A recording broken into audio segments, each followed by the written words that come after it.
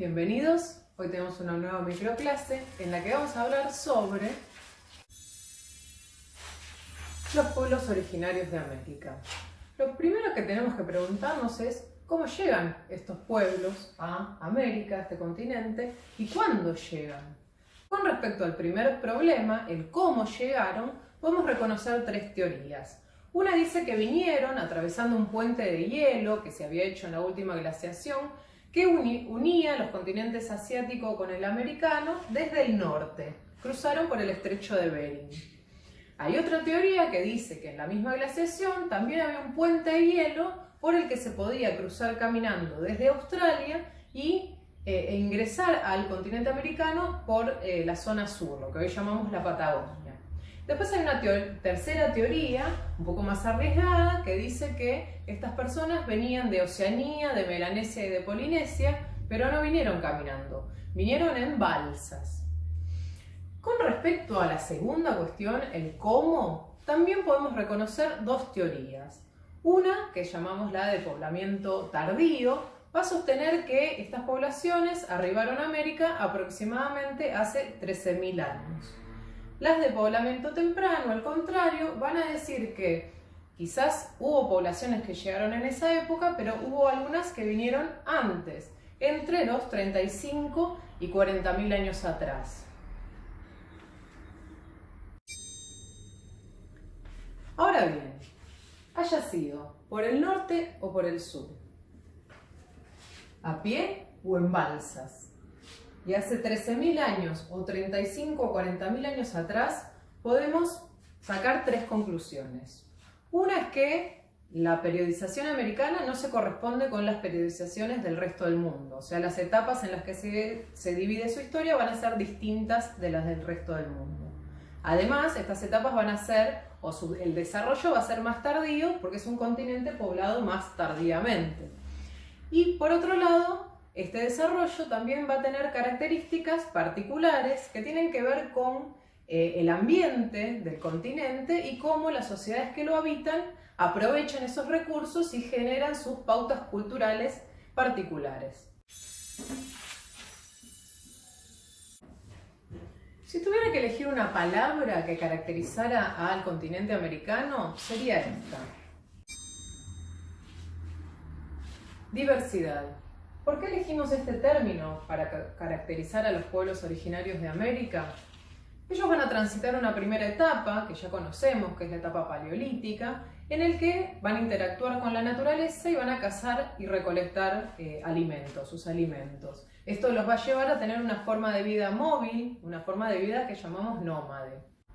Más adelante, cerca del año 3500 a.C., algunas de estas sociedades van a aprender a cultivar y a criar animales y van a pasar a lo que llamamos la etapa neolítica, ¿sí? La etapa donde se manifiesta la forma de vida sedentaria.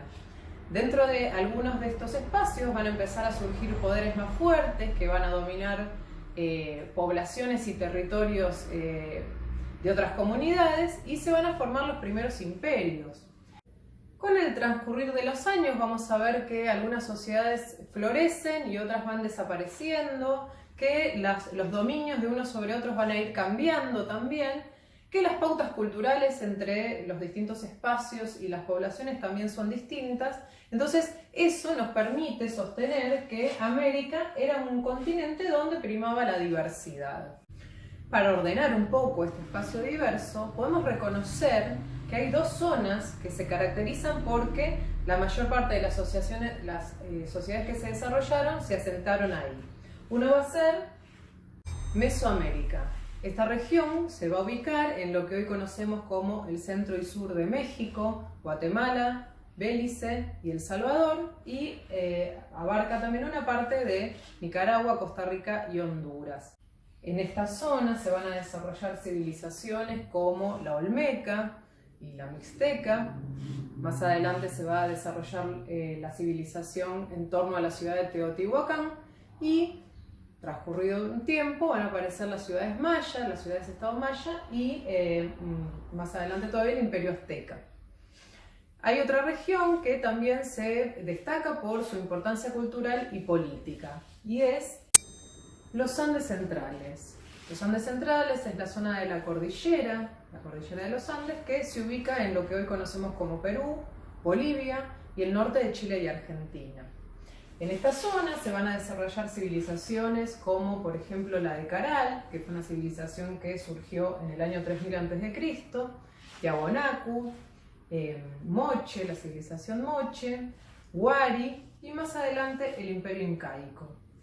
Algunas cuestiones que fueron comunes a estas sociedades que nombré, que habitaron estos espacios, tienen que ver con que en ellas había un poder establecido, institucionalizado, tenían también una marcada jerarquización social, o sea, había diferencias sociales entre las personas, donde encontramos grupos con privilegios y grupos sin privilegios. En lo económico, eran sociedades que podían llevar adelante grandes obras de infraestructura, con las cuales mejoraban, por ejemplo, la producción de alimentos. También tenían elaborados sistemas tributarios, por los cuales las poblaciones podían sostener estados cada vez más grandes. Y también la mayoría tenía redes de intercambio, de comercio con otras poblaciones de otras regiones. Todo esto se sostenía en un sistema cultural religioso que le daba sentido, que le daba coherencia. Estas sociedades de Mesoamérica, de los Andes centrales, son sociedades complejas, o fueron sociedades complejas, organizadas por grandes estados, que tenían que manejar mucha cantidad de población y muchos recursos. Esto exigía que llevaran adelante actividades planificadas y que además tuvieran un alto grado de conocimiento con respecto a las técnicas para llevar adelante las distintas tareas. Estos estados también ejercían su dominio sobre distintos ambientes que tenían diferentes recursos y tenían que saber adaptarse a ellos para aprovechar lo máximo posible esos recursos. Para eso fue fundamental el conocimiento acumulado, los saberes que fueron acumulando a lo largo de los años las comunidades que habitaban esas zonas desde más tiempo atrás, ¿sí? Una de las cuestiones centrales, uno de los recursos centrales para poder sostener estos estados y estas sociedades tiene que ver con el agua, ¿sí? Son sociedades cuya base económica es la agricultura y para eso es fundamental manejar el agua.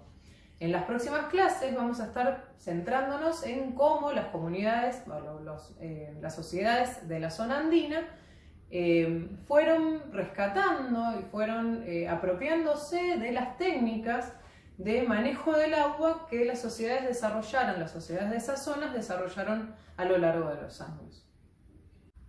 Bueno, hasta acá llegamos con la clase de hoy. Fue un panorama bastante breve y general sobre lo que fue el desarrollo cultural americano, pero lo veremos más adelante con mayor profundidad. Bueno, espero que les haya servido y nos vemos la próxima clase. Hasta luego.